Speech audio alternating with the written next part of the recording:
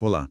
Para nossa conversa de hoje, a gente tem um material bem fascinante e, à primeira vista, um tanto desconexo. Um pouco, né? De um lado, um trecho de um livro de teologia do John Piper, que mergulha a fundo nessa ideia do que é sombra e o que é realidade. Certo. Boas novas de grande alegria. Isso. E do outro lado, um documento que parece saído, sei lá, de uma mesa de produção. É basicamente uma lista de instruções para gravar um programa. É uma combinação curiosa. Totalmente. Então a nossa missão aqui é tentar entender o argumento teológico e, ao mesmo tempo, ver que tipo de conversa surge quando a gente coloca a mensagem e o manual de instruções dela lado a lado. Olha, é uma ótima forma de colocar. E essa análise nos força a olhar para duas camadas ao mesmo tempo, sabe? A mensagem em si, que é sobre a realidade última, Uhum. e a forma como essa mensagem é, empacotada para chegar até nós. O que é fascinante aqui é justamente esse contraste. Um texto fala sobre ir além das cópias, enquanto o outro parece nos dar uma receita para criar mais uma cópia. Exato. A tensão entre os dois é o ponto. É aí que a coisa fica interessante. Certo, então vamos direto ao coração do argumento do Piper. Ele se baseia numa passagem do livro de Hebreus, na Bíblia, para defender que a vinda de Cristo, o evento do Natal, foi a substituição definitiva das sombras. Pela realidade. Exato.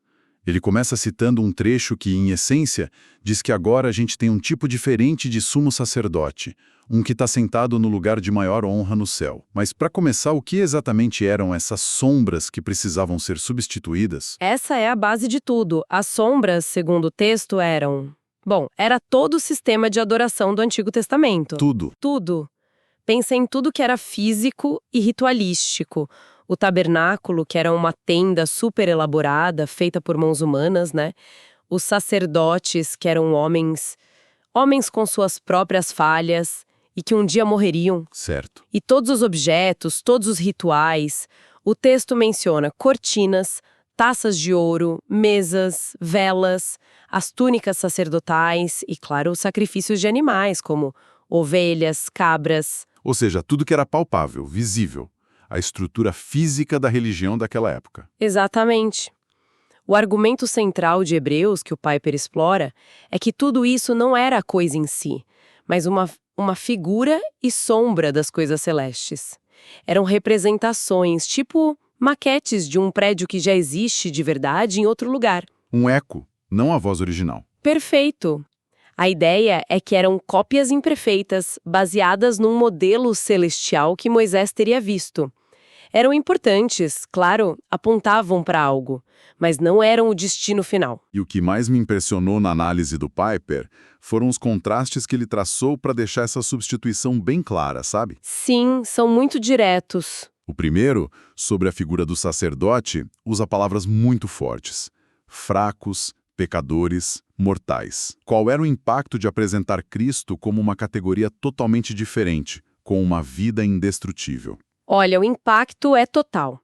Porque não é uma simples troca de um sacerdote por outro melhor. É a troca de um sistema inteiro.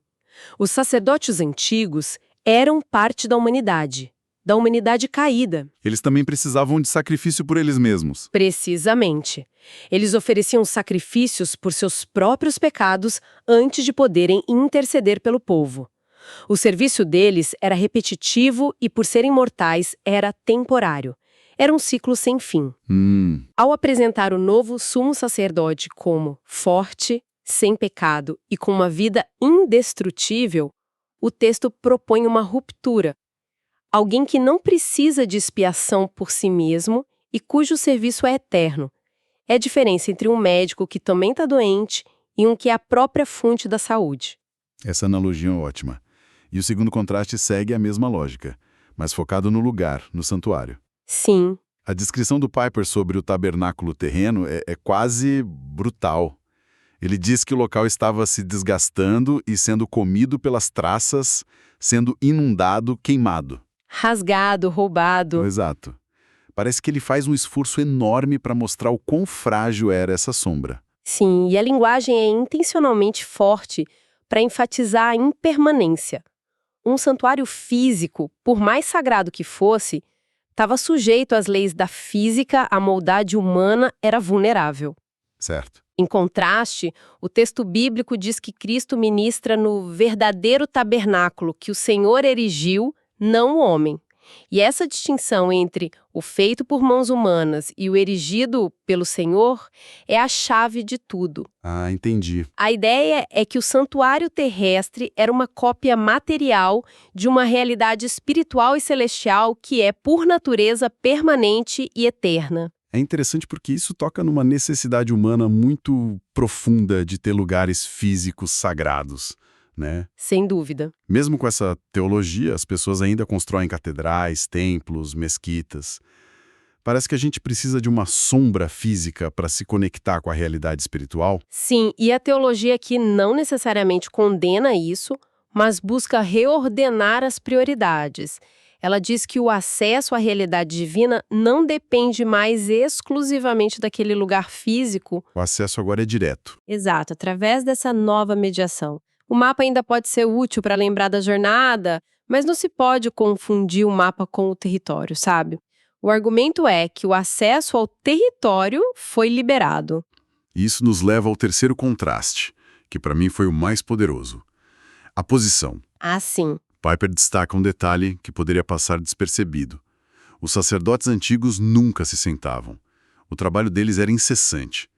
Mas o texto diz que o novo sumo sacerdote está assentado à destra da majestade no céu. E esse ato de sentar-se, nossa, é uma declaração teológica potentíssima. Num contexto de um ritual que nunca parava, sentar-se não é um sinal de cansaço. É um sinal de obra concluída. Exatamente, significa está feito, o sacrifício necessário foi realizado de uma vez por todas e foi aceito. O ciclo de repetição foi quebrado. E a localização à destra da majestade é o símbolo máximo de honra, autoridade, intimidade. Acesso direto. Acesso direto, um lugar de honra, e como diz o texto do Piper, ele é amado e respeitado infinitamente por Deus. É curioso pensar nisso. A imagem de alguém sentado no trabalho hoje em dia pode significar o oposto de obra concluída, né? Pois é. Mas no contexto daquele ritual incessante, o ato de sentar-se se torna uma declaração de poder imensa, uma ruptura total com o ciclo. Exatamente. Se a gente conecta esses três contrastes, o sacerdote eterno, o santuário celestial e a posição de obra finalizada, o quadro que emerge é de uma mudança radical. Não se está só reformando a casa antiga, está se mudando para uma realidade completamente nova. E é aí que o texto de Piper dá o seu passo mais abstrato e profundo. Ele argumenta que a realidade final não é simplesmente uma versão celestial dos objetos antigos. Sim, essa parte me pegou. Ele diz que a realidade última não são coisas, mas sim relacionamentos. Isso. A frase exata é: a realidade são as pessoas da divindade em relacionamento. Deus e seu Filho interagem em amor e santidade para a nossa salvação eterna. Isso muda tudo. Desloca completamente o foco. A sombra eram os objetos, os lugares, os rituais, o concreto. A realidade é o relacionamento dinâmico dentro da própria divindade, no qual a humanidade é convidada a participar. A essência deixa de ser um templo físico para ser a própria comunhão com o divino.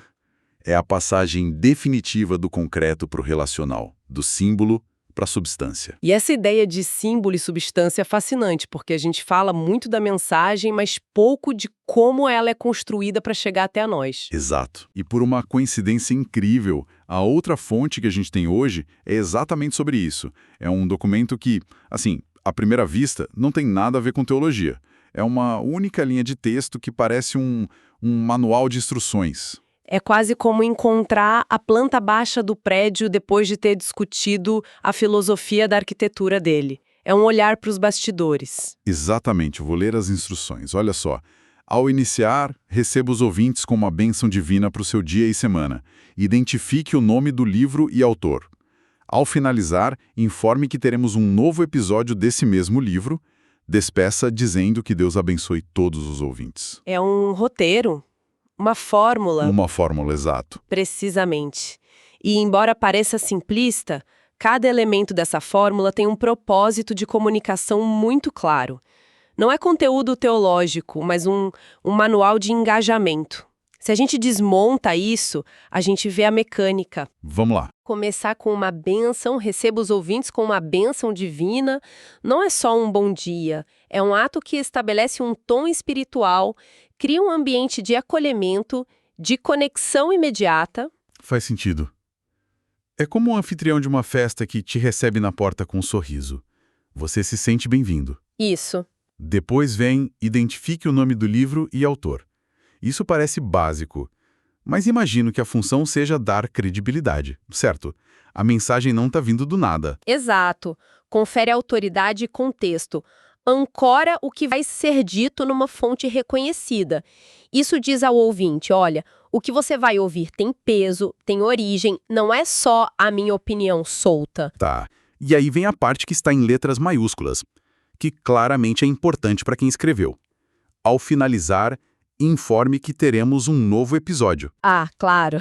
O famoso cliffhanger, ou gancho, é o não perca o próximo capítulo de qualquer série. Totalmente. O objetivo é criar um hábito, fazer a pessoa voltar. Manter a audiência engajada. É um elemento clássico de retenção.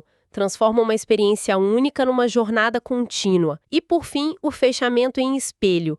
Despeça dizendo que Deus abençoe todos os ouvintes. Começou com bênção, termina com bênção. Sim, isso cria uma estrutura simétrica, uma sensação de ciclo completo, sabe? Deixa uma impressão final de cuidado, de coerência e positividade. Então, quando a gente olha para essa fórmula, vemos que ela é muito bem pensada para criar uma experiência específica. Acolhimento, autoridade, expectativa e cuidado. E isso levanta uma questão importante sobre a padronização da comunicação. Vemos como ideias que podem ser imensamente complexas e profundas, como as do texto do Piper, muitas vezes precisam ser, vertidas em formatos repetitivos e previsíveis para se tornarem acessíveis e para criarem um ritual para o público. Não é necessariamente algo ruim. É uma ferramenta. Mas é uma ferramenta que cria ela mesma uma nova sombra. Então, o que tudo isso significa quando a gente junta as duas peças? De um lado, um argumento teológico super sofisticado sobre abandonar as sombras e abraçar a realidade. Certo? E do outro, uma receita de bolo para criar um produto de mídia que é, por definição, uma representação, uma sombra da conversa ao vivo. A justaposição é o ponto crucial. O que temos aqui é um paradoxo em ação. O primeiro texto nos chama a ir além das cópias para encontrar o original. O segundo nos dá um modelo para criar mais uma cópia.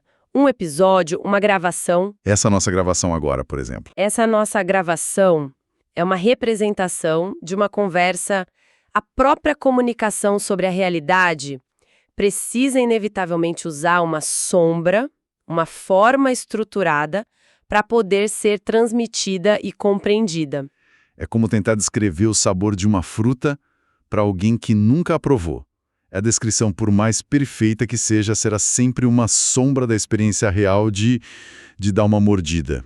Ótima analogia.